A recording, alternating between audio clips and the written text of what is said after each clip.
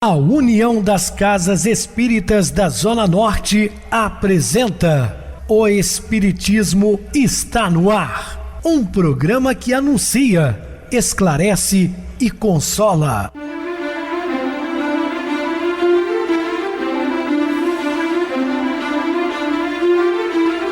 Não se turve vosso coração. Credes em Deus, credes também em mim. Na casa de meu pai há muitas moradas. Se assim não fora, eu vou-los teria dito, pois vou preparar-vos lugar. O Espiritismo está no ar. Sintonize esta frequência. Pare, pense na vida, faça perguntas. Uma ótima noite para você. Hoje, dia 4 de dezembro de 2023, quinta-feira. Muito obrigado pelo carinho, pela sintonia. Rádio Clube FM, sua voz é a nossa voz. Estamos no ar de segunda a sexta desde 2014 pela emissora. Depois passamos a transmitir o programa via YouTube. Estamos em Paraty para o Brasil e o mundo pelo www.radioclubefm.com.br. Recebo carinhosamente no programa minha querida filha Paloma. Uma boa noite, seja muito bem-vinda. Uma ótima noite, meu amado pai, e a todos os ouvintes. Bem, Paloma, vamos estudar perdão ilimitado. Dúvidas? Entre em contato conosco ligando para a Clube FM 0 operadora 32 3211 5697. Para falar comigo utilize a TIM 98801 2675, o WhatsApp 999387699, o e-mail espiritismo está no ar @hotmail.com. Interajam conosco, façam perguntas, tirem dúvidas, podem dar sugestões ao programa, estamos à disposição dos ouvintes. Vamos agora para aquele momento muito especial que é o nosso momento de oração. Sintonize esta frequência. O Espiritismo está no ar. Momento de oração. Senhor, porque a morte restituiu-nos a vida gloriosa para continuarmos a trajetória de iluminação. Favorecei-nos com a sabedoria para o êxito da viagem de ascensão, mesmo que tenhamos que mergulhar muitas vezes nas sombras da matéria, conduzindo, porém, a bússola do vosso afável coração, apontando-nos o rumo. Estamos apresentando O Espiritismo está no ar. Bem, meus amados irmãos, estamos de volta com o assunto da noite falando sobre perdão ilimitado. A capacidade de perdoar sem limites deve caracterizar as relações da comunidade. Esta exigência diz respeito, de forma especial, à liderança daqueles que estão à frente dos conceitos religiosos, quando esta deve lidar com aqueles que apenas iniciam sua caminhada de fé.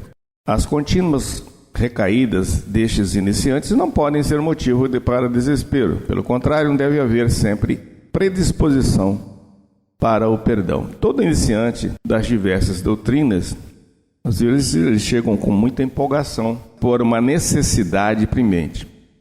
Com o passar do tempo, começam a faltar, né?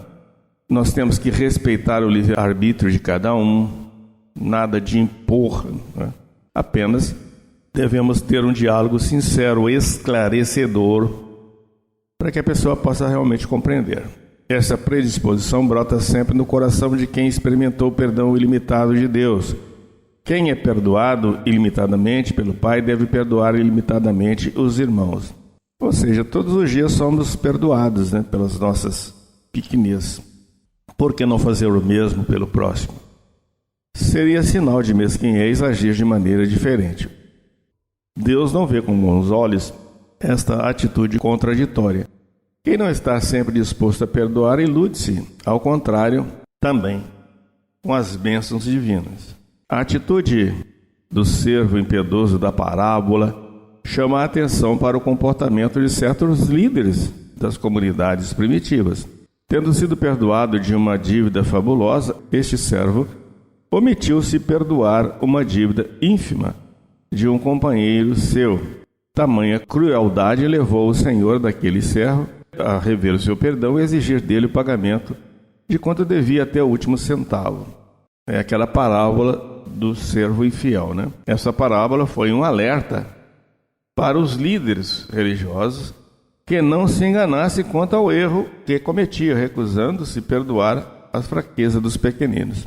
Muitos irmãos estão à frente das lideranças religiosas, não perdoam, né, aqueles pequeninos que ainda não compreenderam de fato a grandiosidade dos ensinos de Jesus e ficam ali julgando, menosprezando. Só que terão que se acertar com Deus mais tarde, não é? É bem conhecida a situação de inferioridade que foi passada ao longo dos séculos das mulheres, e principalmente naquela sociedade do tempo de Jesus.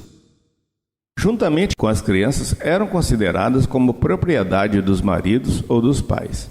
Era tão absurdo, né, que o pai escolhia o marido para a filha por interesses meramente materiais, não se importando nem sequer com a idade do suposto marido. Poderia ser um velho e a moça ainda muito jovem que era obrigada a casar-se, né? E depois os maridos também a colocavam como um ser à parte, apenas no desejo sexual, e depois uma escrava do lar.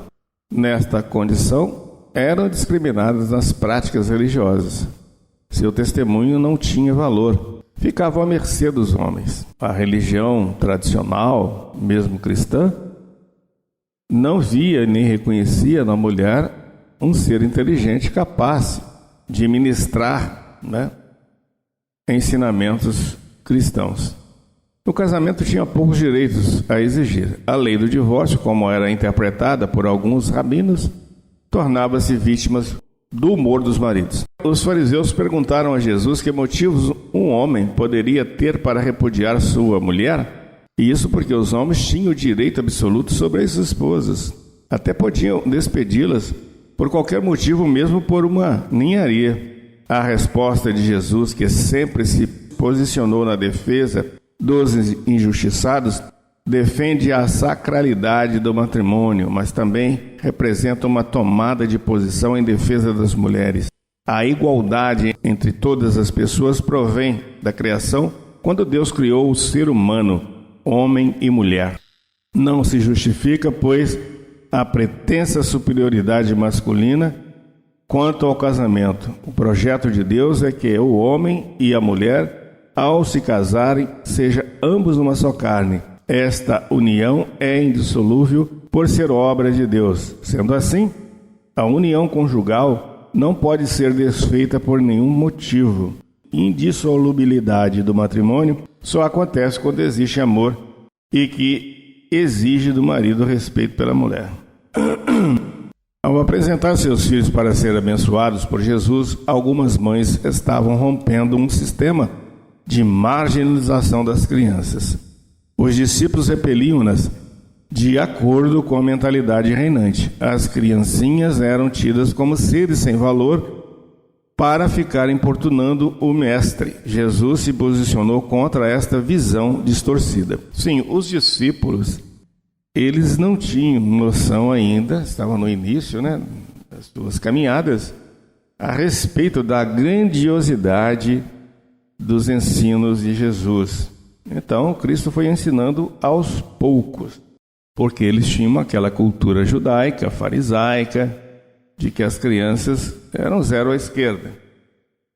E vem Jesus. O reino anunciado por ele fundava-se na igualdade das pessoas. Era um reino de comunhão e fraternidade. Portanto, não podia admitir a exclusão de quem quer que seja.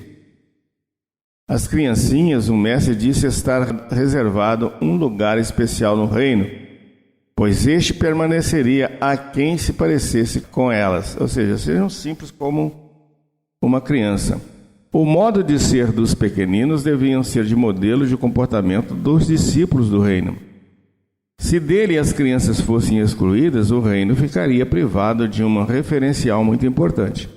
Não que o ideal do discípulo é ser ingênuo e infantil, como se acredita serem as crianças, e assim ser capaz de confiar plenamente em Deus, não buscar segurança para si, não ter o coração corrompido pela maldade.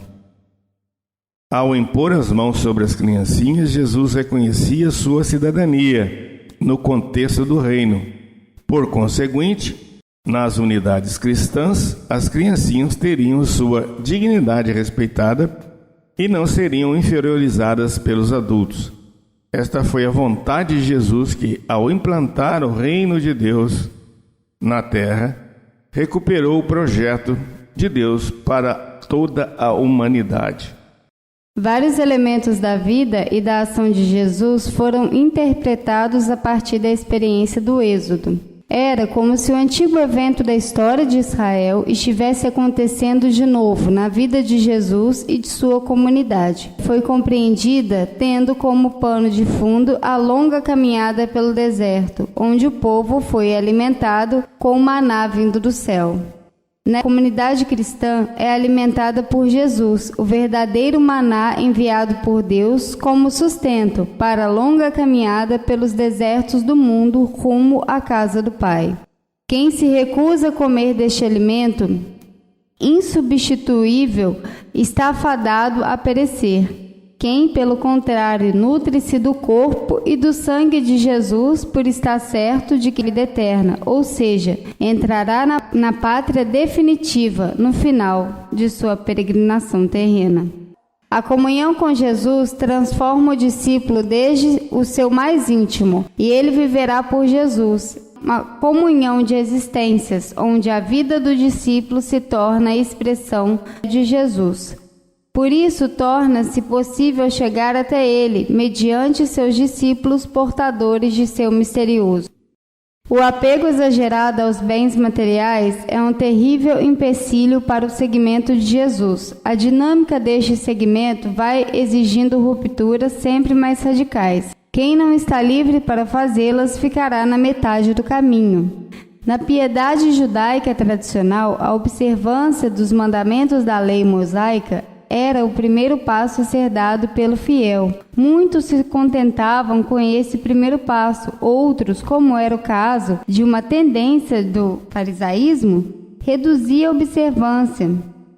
Os mestres da lei, por sua vez, detinham-se em interpretações minuciosas dos mandamentos, complicando ainda mais a observância deles. O mero conhecimento dos mandamentos não é suficiente para tornar alguém discípulo do reino e herdeiro da vida eterna. Jesus desafiou o jovem a desfazer-se de tudo quanto possuía, distribuindo seus bens entre os pobres para fazer-se discípulo do reino e tornar-se herdeiro da vida eterna.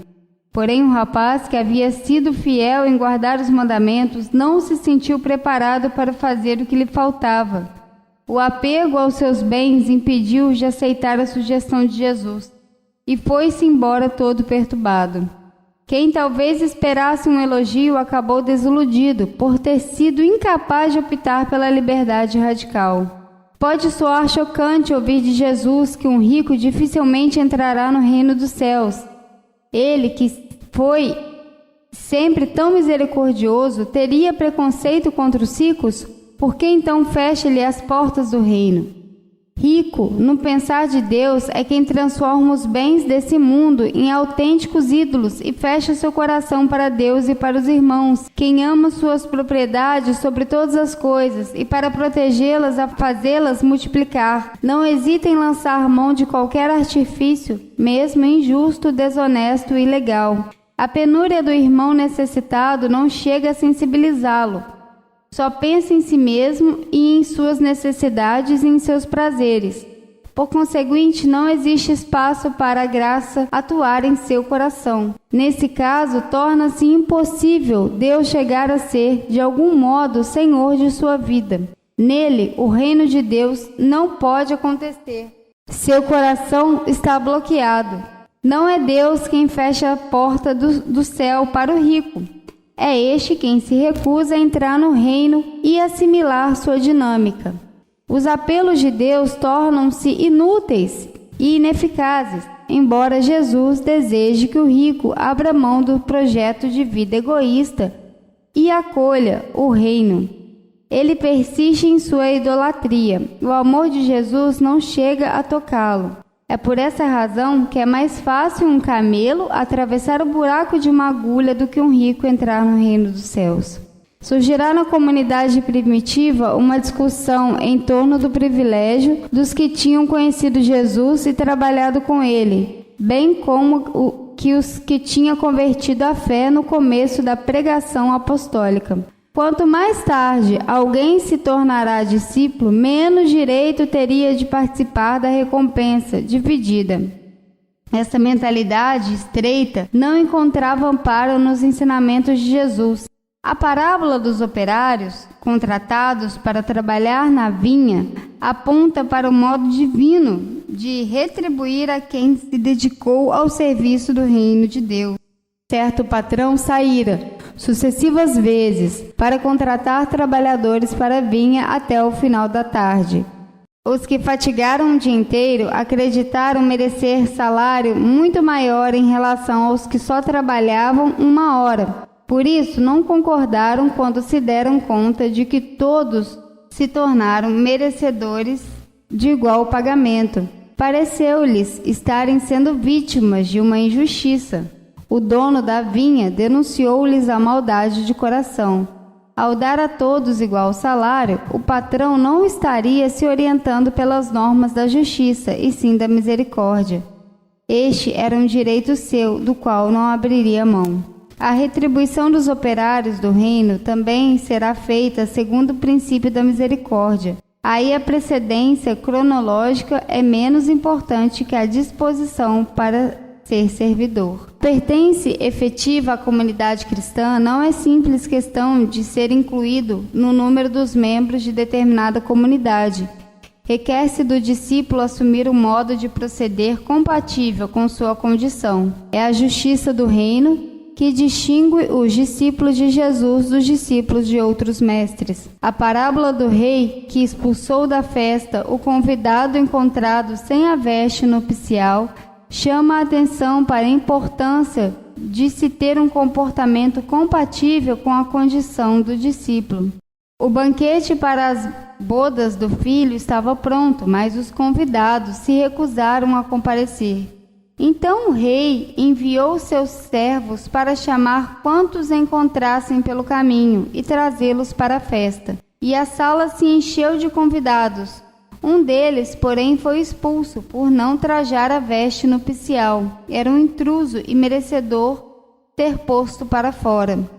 Algo parecido aconteceu com o reino. Os convidados especiais eram judeus. Eles, porém, se recusaram-se terminavelmente a alegrar-se com a presença do reino nas pessoas de Jesus. As portas do reino foram então abertas para todos, sem distinção. A única condição que lhe impunha era de pautarem suas vidas pelo projeto de Deus, proclamando por Jesus. Caso contrário, seriam merecedores de castigo, com os que rejeitaram fortemente o reino. Jesus simplificou ao máximo as práticas religiosas, resumindo tudo no amor a Deus e ao próximo. Existe, porém, uma estreita correlação entre esses dois mandamentos do amor. Amar a Deus consiste em deixá-lo ser o Senhor absoluto de nossa existência, sem jamais subjugá-la ao capricho de nenhuma criatura. Este amor coloca o centro da vida humana fora dela mesma, de modo a manter a pessoa sempre aberta para a comunhão e a partilha. Aí não haverá julgar para o egoísmo, para a denominação do próximo, nem para o espírito de competição. O amor a Deus manterá a pessoa em estado contínuo de alerta diante dos apelos mundanos de busca desenfreada do prazer. Ela não se deixará enganar pela enfermidade das propostas do mundo. O amor ao próximo decorre desse amor fundamental. A abertura amorosa para Deus leva a pessoa a defrontar-se com o próximo, a quem se sente impelida a amar com o mesmo empenho e interessa como ama a si mesmo. Haverá, entretanto, uma sensibilidade particular em relação aos mais pobres e excluídos, por serem esse projeto de especial predileção por parte de Deus.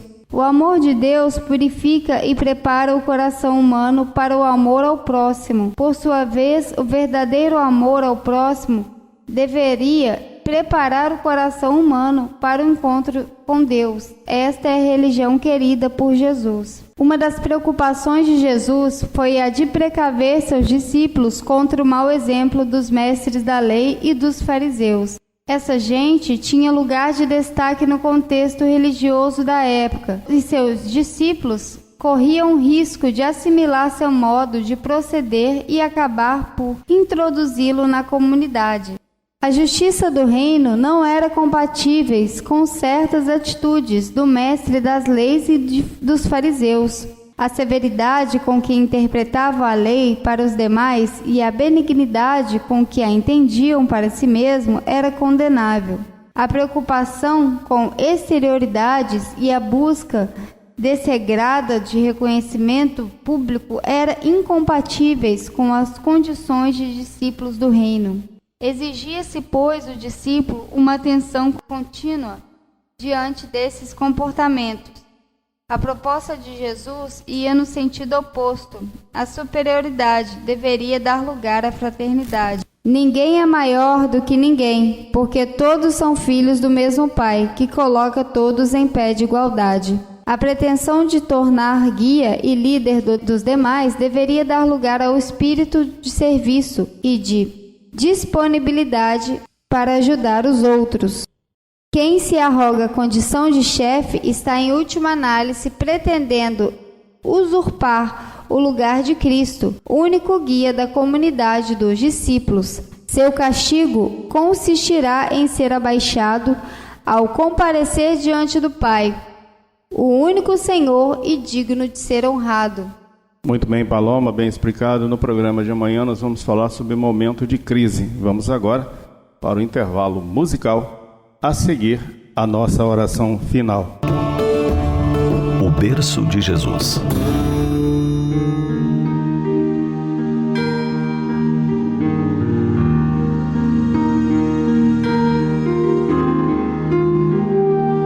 Ao se estudar as origens de alguns símbolos do Natal, referimos-nos a Francisco de Assis como o criador do presépio.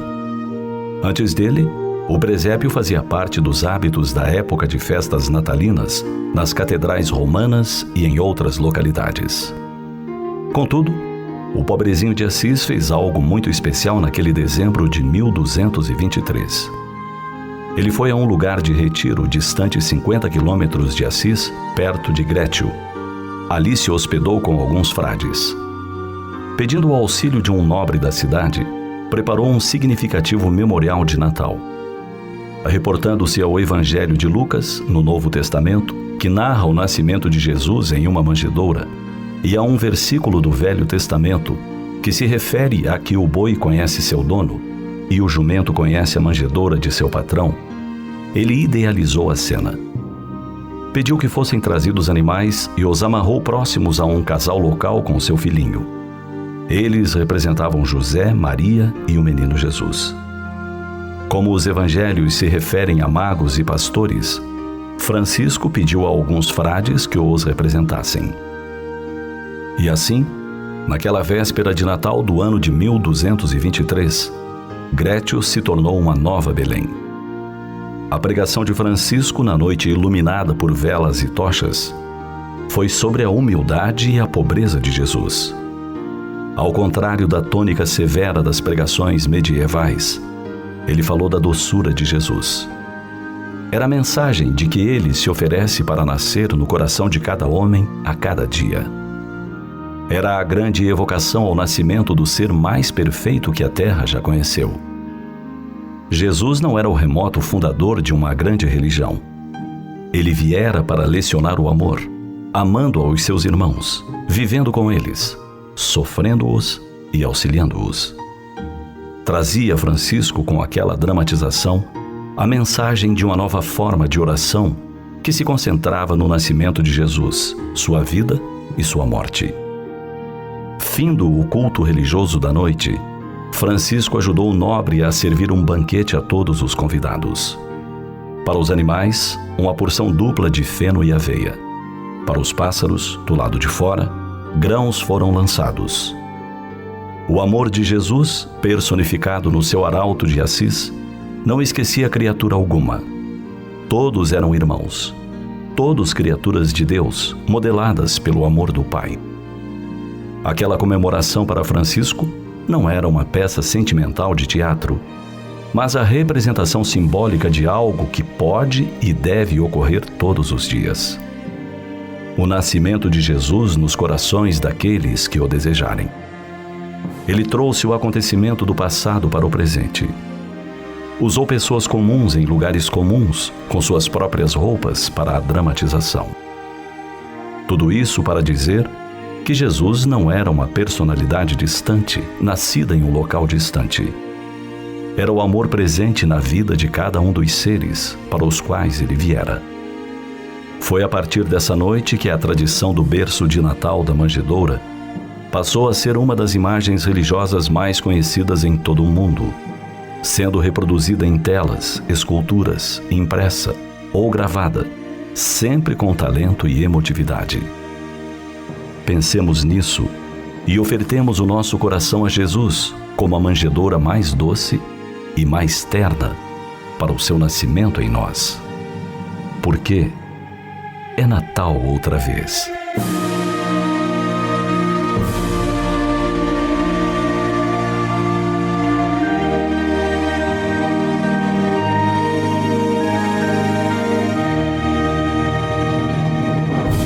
Sintonize esta frequência. O Espiritismo está no ar. Momento de oração. Queridos irmãos, queridas irmãs, que Deus nosso Pai, que Jesus nosso Mestre, possa nos abençoar nesta noite, trazendo consolo, esperanças, tranquilidade, que nós tenhamos fé em Deus, em Jesus, em nós mesmos, e seguirmos sempre estudando e vivenciando o seu Evangelho de amor, de paz e de luz. Em seu nome, em nome dessa pleiade de espíritos superiores que nos assistem, nós te rogamos mais uma vez as bênçãos para nós aqui no programa e todos os nossos queridos irmãos ouvintes. Muita paz, que o Senhor nos abençoe. Minha querida filha Paloma, suas despedidas. Muito obrigada, meu pai. Foi um prazer imenso recebê-lo aqui em Paraty. Em breve estarei em Juiz de Fora para gravarmos mais programas e levar mais ensinamentos a todos os ouvintes. Uma ótima noite, que Deus nos abençoe. Minha filha, já vou ficar com saudade, porque a partir de amanhã nós já estaremos fazendo o programa direto de Juiz de Fora. Uma boa noite para você, muito obrigado por tudo, pelo seu apoio no programa. Boa noite também a todos os amados irmãos ouvintes do YouTube, internautas do Brasil, do exterior, nossos irmãos de Paraty, nossos queridos amigos da Rádio Clube FM 87,9, que estão sintonizados conosco. Uma boa noite. Continuem ligados, ouvindo a nossa próxima atração, o programa Batidão com o DJ Tico, a seguir na voz de Ailton Moreno, Encontro Central. Boa noite a todos e até amanhã, se Deus quiser.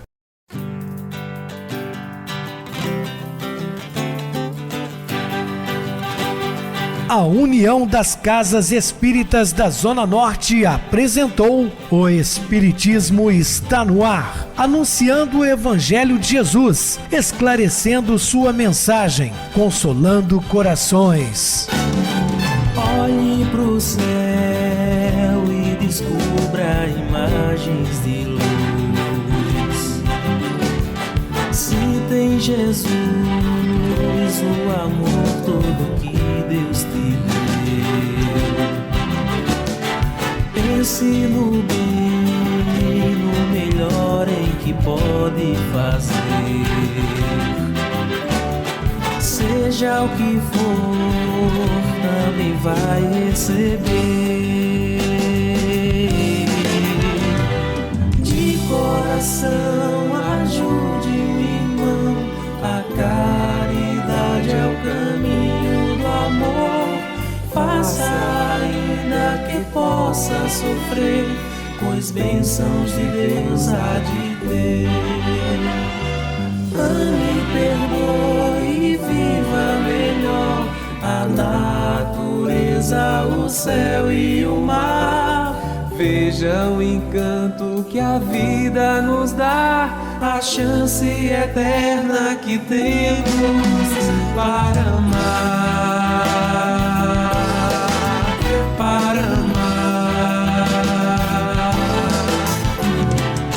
Olhe pro céu e descubra imagens e luz. Sinta em Jesus o amor todo que Deus te deu. Pense no bem, no melhor em que pode fazer. Seja o que for, também vai receber. De coração, ajude o irmão. A caridade é o caminho do amor. Faça ainda que possa sofrer, pois bênçãos de Deus há de ter. Ame, perdoe e viva melhor a natureza, o céu e o mar. Veja o encanto que a vida nos dá, a chance eterna que temos para amar.